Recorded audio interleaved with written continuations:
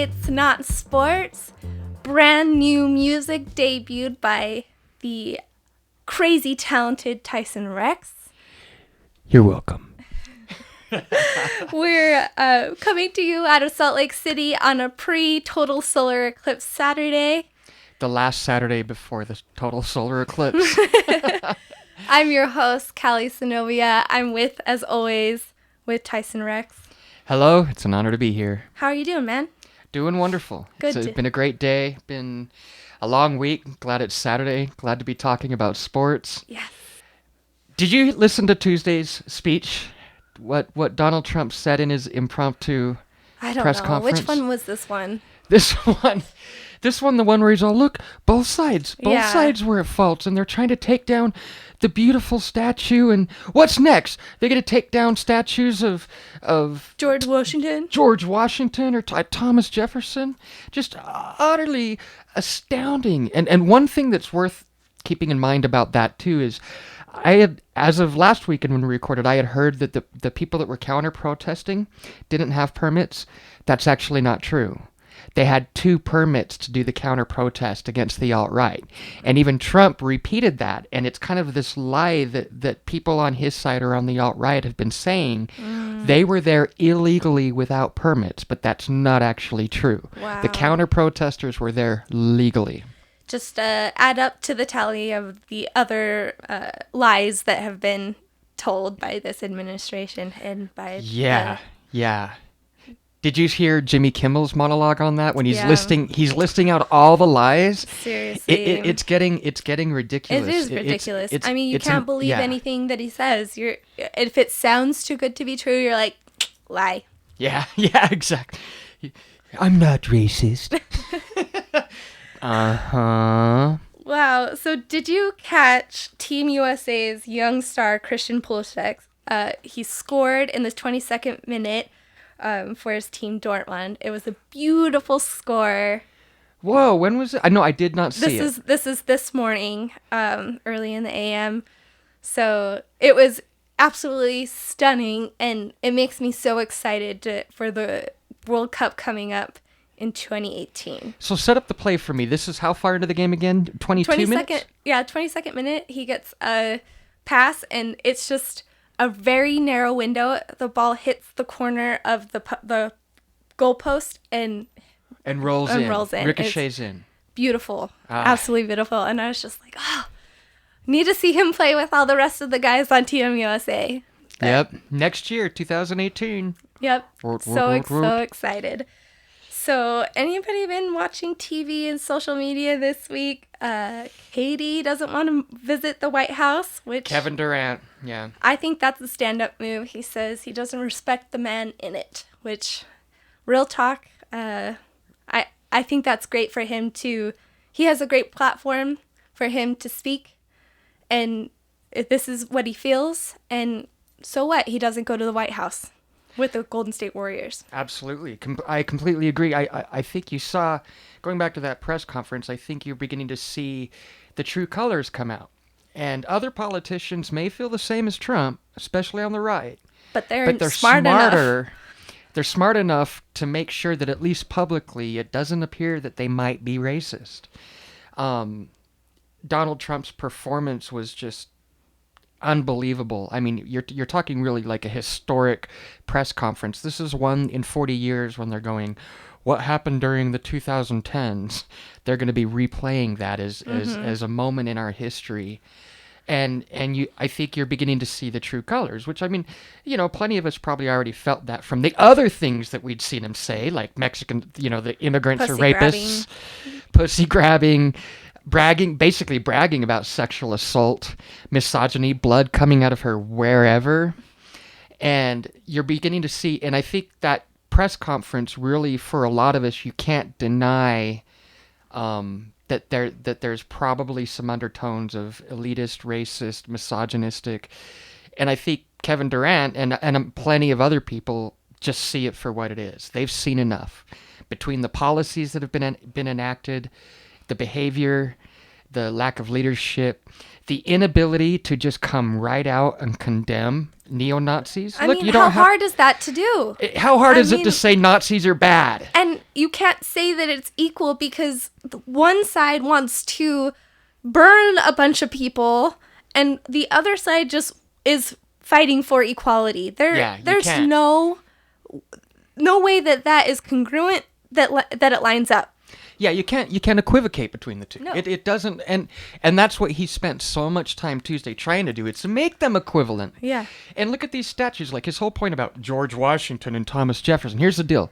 The statue of Robert E. Lee was enacted to celebrate the Confederacy, not to memorialize it. If you want the statue, maybe you should have won the war. Zing. Yeah. I how could you be against the statue going down? I mean, what, next they're gonna not allow us to put statues of Mao and Hitler up? I mean, should we erect one of Osama bin Laden? I don't know, just for history's sake, right? Just for history's sake. We don't want to bury history. Right. No. Up next, we have a clip for you from The Herd, Chris Broussard detailing the LeBron and Kyrie controversy coming out of Cleveland. I'm told that the Cavaliers had a deal done heading into the draft. This was reported by Cleveland Scene magazine. Nobody really picked it up. I've talked to a few people. They've said it was definitely true. But what the deal was that Cleveland would send Kyrie to Phoenix, which does want Kyrie. Robert Sarver wants Kyrie Irving. They would send him to Phoenix. Phoenix would send Eric Bledsoe and the number 4 pick back to the Cavaliers. The Cavaliers would send the number 4 pick to Indiana for Paul George. So you're getting Eric Bledsoe and Paul George for Kyrie Irving. Now, that was going to happen.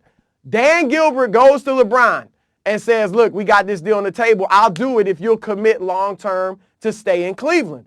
LeBron won't commit. Now, you can read into that if you want that he would leave or he just wants to keep his options open. But he would not commit, so Dan Gilbert would not do the deal.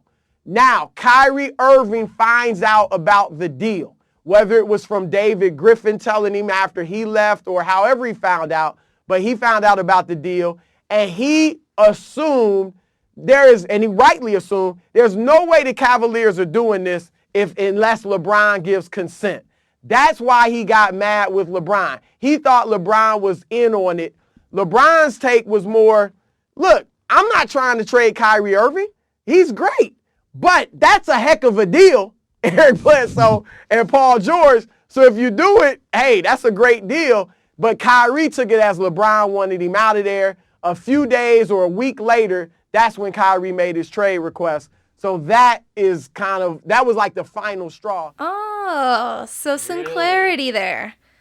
So this all could be a big misunderstanding. Now, LeBron didn't want to send Kyrie out, wanted him to stay, but agreed it was a great trade. But I can also see Kyrie's side of the equation where, LeBron's the one that is running this organization.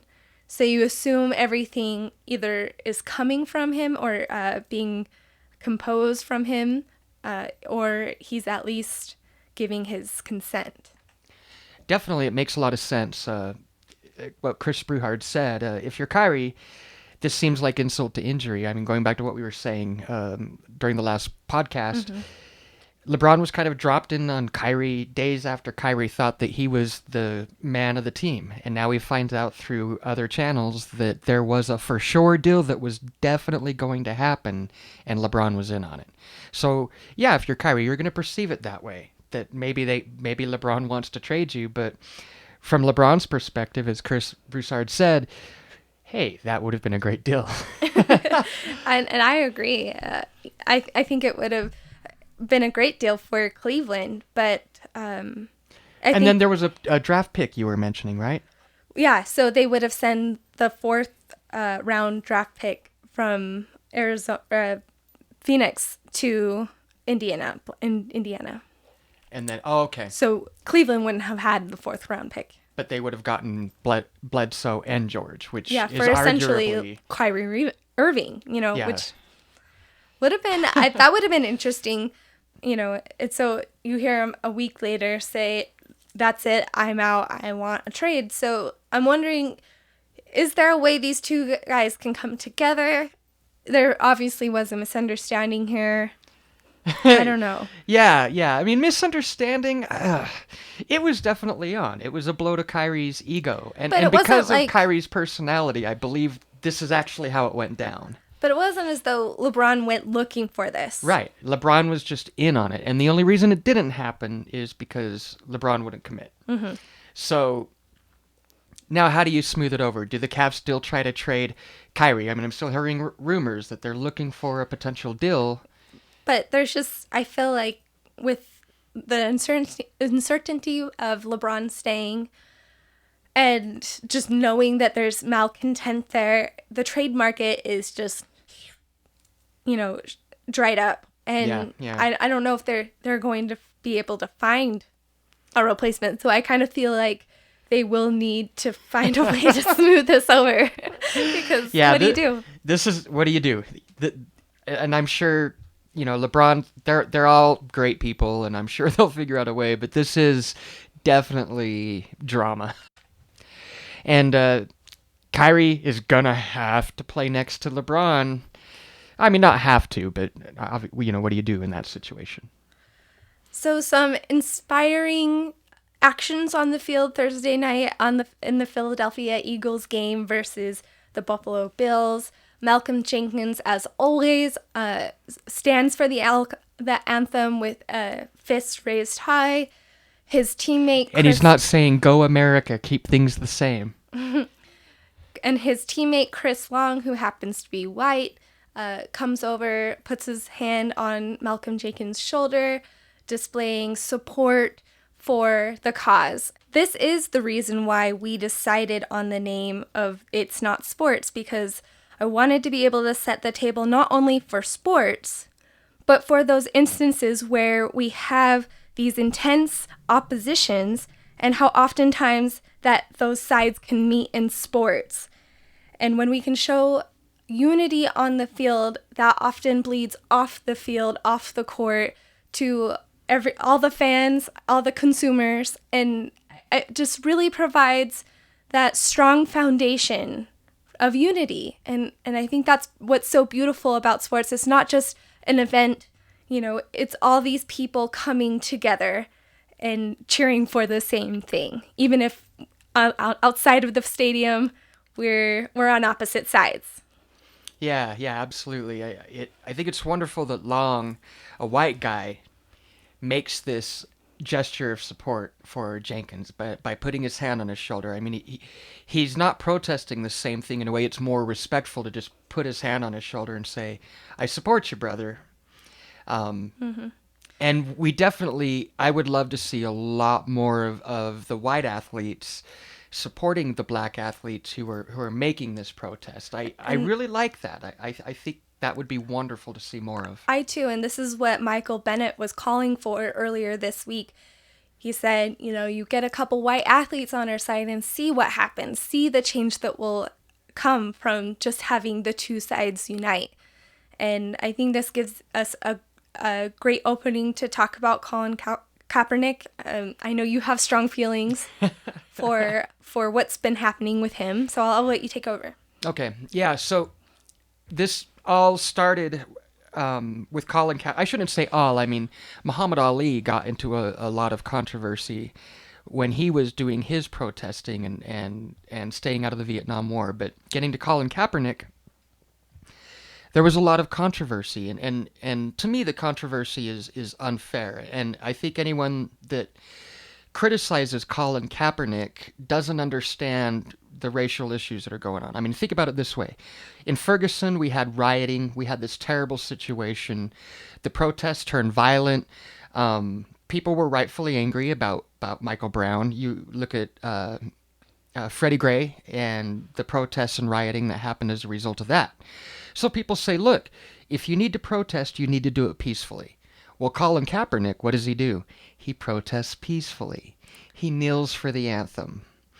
And it's protest, obviously, and yes, he's bringing it on the field, and there are people who are saying you shouldn't bring it on the field. But what I'm saying is, how precisely should a black man protest then?